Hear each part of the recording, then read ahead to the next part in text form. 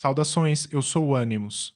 Damos início ao bloco focado em Parte 2: Principais artimanhas e as soluções correspondentes. Segue uma lista das artimanhas mais comuns nos joguinhos femininos e dos principais meios de nos prevenirmos e de desarticulá-las. Artimanha solução: desaparecimento súbito, antecipação 3. Encurralamento 4. Pedir o número do telefone e não ligar, antecipação. Encurralamento: insistência inesperada 5. Fornecer o número do telefone e não atender, antecipação. Encurralamento: adiamento infinito, antecipação. Ultimatum 6. Insistência inesperada: provocar o desejo e fugir, antecipação. Encurralamento: provocar o desejo e frustrar, antecipação. Ceticismo 7. Desmascaramento 8. Provocar o desejo para acusar de assédio, antecipação. 3. Esta estratégia consiste em informar antecipadamente à mulher que estamos cientes dos fatos desagradáveis que estão por vir, de modo a mostrar que já os esperamos e não seremos surpreendidos. A comunicação antecipada esvazia o sentido da artimanha porque a mesma necessita da surpresa para exercer seu efeito frustrante. 4. Consiste em criar uma situação definitiva em que até mesmo condutas altamente ambíguas revelem intenções reais ocultas por trás de comportamentos dissimulados. Exemplo: se você não me telefonar em 3 dias, não precisa me ligar nunca mais. 5. Trata-se de uma insistência em direção ao polo negativo do problema, isto é, ao polo que, para nós, é indesejável. Elas jamais esperam que forcemos nesta direção. 6. Consiste em dar um prazo para que a pessoa adote uma atitude clara,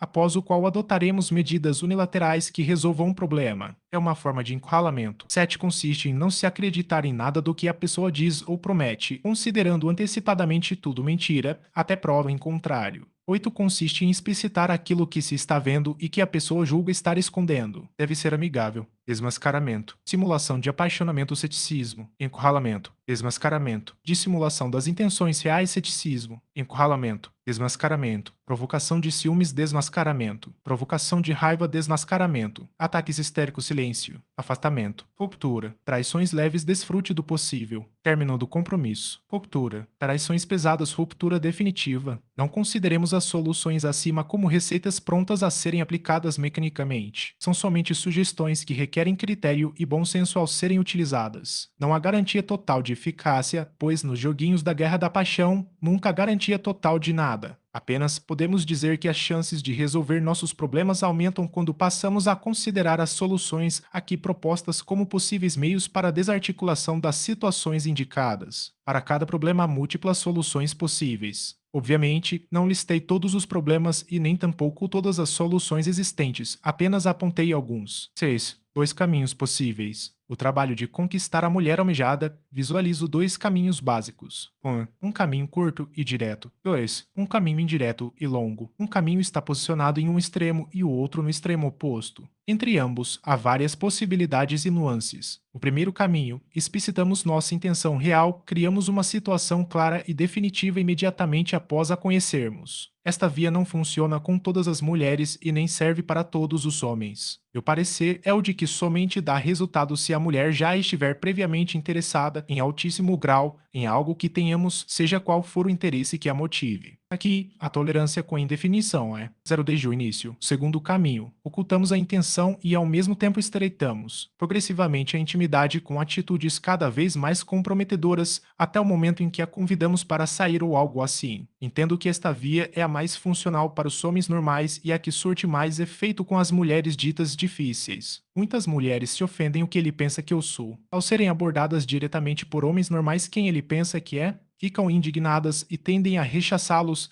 ainda que em seus íntimos fiquem gratificadas pela satisfação do desejo da continuidade. Apenas se o homem impressionar muito, por meio do impacto emocional correto, é que o caminho curto e direto dá resultados positivos. Quando não se dispõe desta capacidade, seja por razões econômicas, físicas ou de outra ordem, é mais razoável optar pela via indireta. Esta é mais longa e exige muita paciência. É durante o caminho longo que mais nos expomos aos efeitos desagradáveis dos joguinhos. Quando não somos objeto de intenso interesse prévio, nos é exigido um comportamento não sexuado especificamente em relação à mulher que nos interessa. Aqui se entender bem, não se trata de um comportamento assexuado geral em relação a todas as mulheres, mas de uma postura de desinteresse ou de pouco interesse apenas em relação à mulher que está barrando a aproximação. Isso significa agir de modo altamente masculino, mas, ao mesmo tempo, agir como se ela não nos interessasse muito, o que difere totalmente de ser um simples miguxo sem pênis. É claro que, se procedermos corretamente, as coisas evoluirão até um ponto em que ocultação não será mais possível e nem tampouco necessária. O momento da intimidade extrema. Se não houver interesse pré-existente, a tendência é sermos rechaçados porque a mulher procura nos manter distantes e não permite que revelemos nossos atrativos. Se você não é portador de atributos que impactam à primeira vista altura, carrão, fama, destaque social, etc., necessitará de um contato mais ou menos próximo e prolongado para revelar seu lado interessante. Sem adentrar ao campo de consciência feminino, é absolutamente impossível ativar a atração. Como poderia uma pessoa sentir atração por alguém cuja existência não é percebida? Mas a aproximação e o contato não serão possíveis se o homem escancarar a língua e ficar babando como um lobo. O máximo que se consegue com esse comportamento é deparar-se com uma muralha. Daí a necessidade de ocultar a intenção ao mesmo tempo em que se revela a masculinidade atraente enquanto se estreita a intimidade gradativamente. É desnecessário revelar nosso interesse específico porque as mulheres já costumam acreditar que são desejadas. Então, para que revelar algo que já é sabido? Para desconcertá-las. É muito mais eficiente gerar dúvidas do que reforçar certezas, e não é isso o que elas fazem conosco?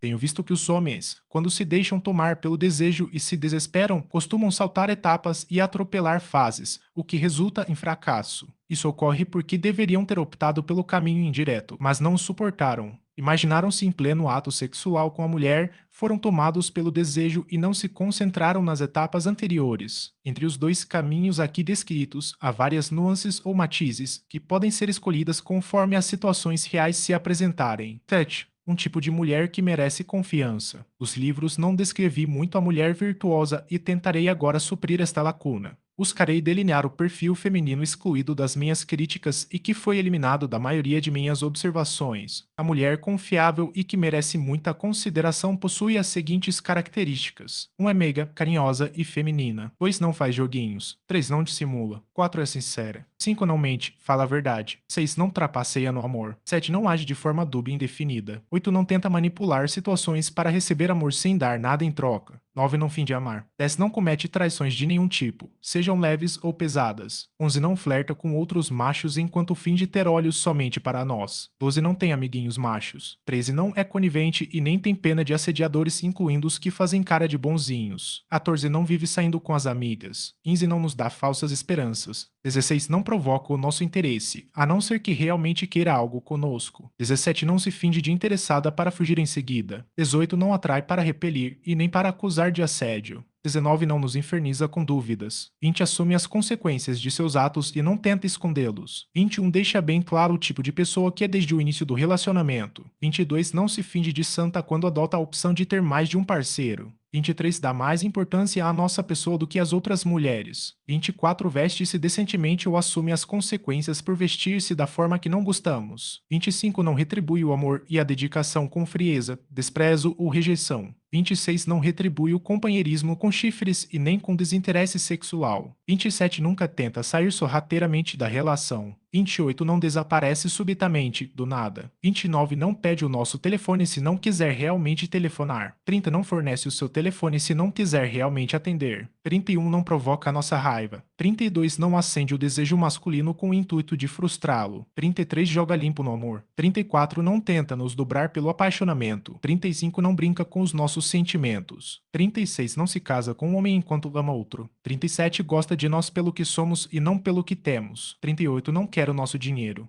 39 valoriza as virtudes. 40 sente forte aversão sexual pelos maus e cafajestes. 41 sente forte atração sexual por um homem bondoso. Desculpe, mas não consigo ficar sem dar uma boa risada ao escrever este item. Essa é a mulher que não nos desaponta e que não se enquadra no perfil que nos deixa descontentes e contra o qual nos rebelamos. Uma mulher assim merece todo o nosso amor, fidelidade e dedicação. Mulheres decentes e honestas no amor e nos sentimentos, onde estão vocês? Apareçam. Brincadeiras à parte. Não existem mulheres perfeitas, assim como não existem homens perfeitos. Mas existem mulheres um pouco melhores. O feminino é indispensável para todos nós, pelo menos o é para mim. E acho que para você também. Entretanto, como tudo na vida, é dual, possui duas naturezas, uma superior e outra inferior. O aspecto inferior é aquele que nos inferniza e o aspecto superior é aquele que nos dá alívio. Devido a esta duplicidade, não é nada fácil para nós lidarmos com as mulheres.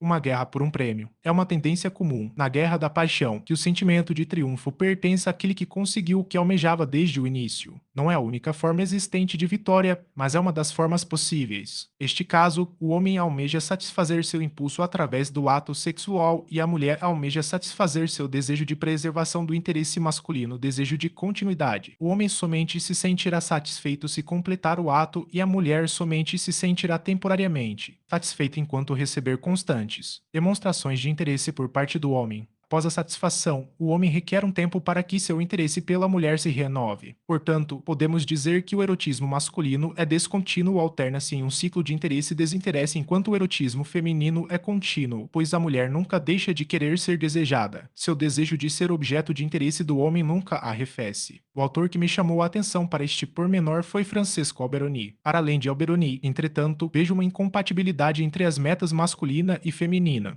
Ambas são mutuamente excludentes. É dessa incompatibilidade que surge a guerra da paixão, as quais são batalhas do amor em que os homens bons e sinceros costumam perder. Não é possível que as duas partes saiam vitoriosas. Se uma ganhar, a outra perderá. Sob o ponto de vista em que estou abordando este conflito emocional agora, o ato de entregar-se sexualmente é visto pela mulher como uma derrota, daí as inúmeras exigências compensatórias. Por outro lado, o mesmo acontecimento é visto pelo homem como uma vitória, daí suas insistências, às vezes insanas, em conseguir o prêmio final. Ela se sentirá no triunfo enquanto for capaz de resistir-lhe, enquanto não der aquilo que ele tanto quer e for capaz de manter acesa a chama de tal desejo. Se sentirá derrotada se o satisfizer, porque neste caso o desejo terminará. Mas também se sentirá derrotada se cair no extremo oposto, agindo de forma coerente ao ponto dos sentimentos masculinos se resolverem até que toda sombra de interesse acabe pela desistência total. No curso desta guerra, ambos querem ganhar, ninguém quer perder. Mas os recursos utilizados não são, nem de longe, necessariamente honestos. As armas são os joguinhos infernais e malditos, e as mulheres são aquelas que mais os dominam. O sofrimento que advém da paixão é o sofrimento da derrota. Sofremos porque não ganhamos, porque nos sentimos derrotados, nos sentimos por baixo. Quando saímos vitoriosos, o sofrimento é transferido à outra parte. Mas há uma maneira melhor, não tão vil, de escaparmos desse sofrimento, vencer a paixão dentro de nós. A vagina é uma espécie de prêmio. Se o homem for vitorioso, o prêmio será seu. Se a mulher for vitoriosa, o prêmio continuará com ela. A guerra é para decidir quem ficará com o troféu.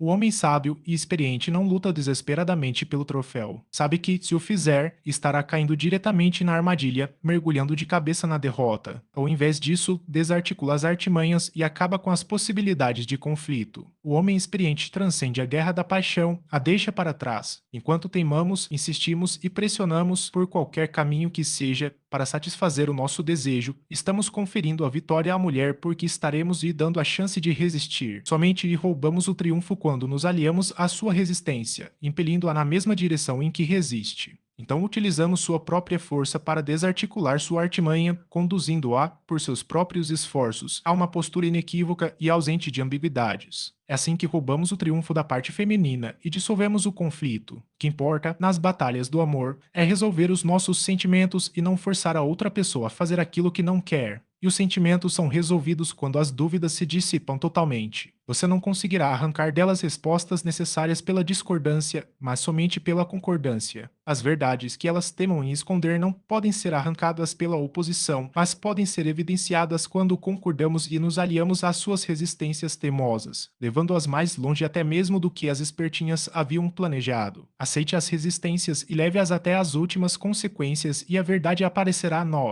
Então as dúvidas se acabarão e a situação estará resolvida. Entendo que é um erro grave resistir para um lado enquanto a mulher resiste para o lado oposto. Este cabo de guerra lhes confere vitória. É claro que o princípio da não resistência, que descrevi neste capítulo, deve, como todos os outros, ser corretamente dosado e mesclado com princípios opostos, conforme as circunstâncias se apresentem. Podem existir situações em que este princípio não seja o mais indicado ou seja até prejudicial. Via de regra, funciona bem quando as espertinhas simulam não querer algum encontro, por exemplo, mas, no fundo, querem que insistamos e insistamos infinitamente para inflar isso o ego. 9. Ela não dirá explicitamente o que você quer descobrir e não confessará nada, mas aquilo que se ocultava por trás da dissimulação será revelado pelas atitudes. Olha, desarticulação antecipada. Imaginemos um caso hipotético. Suponhamos que você se depara casualmente com uma mulher que muito te agrada. Ela lhe parece perfeita e você realmente gostou muito dela. Então você pede um número de telefone e ela te fornece com toda amabilidade. Tudo indica que as coisas estão indo muito bem. Sorrisos, olhares, conversas maravilhosas. Suas esperanças crescem. Você liga para ela no dia combinado e então ela não atende. Deixa o telefone desligado ou algo assim. Ou então suponhamos que você consiga marcar um encontro e ela corresponda. Totalmente. Cheia de pretenso entusiasmo, ela concorda em vê-lo em tal data. Mas no dia do encontro, ela simplesmente não aparece. Em ambos os casos, você foi vítima de uma trapaça amorosa.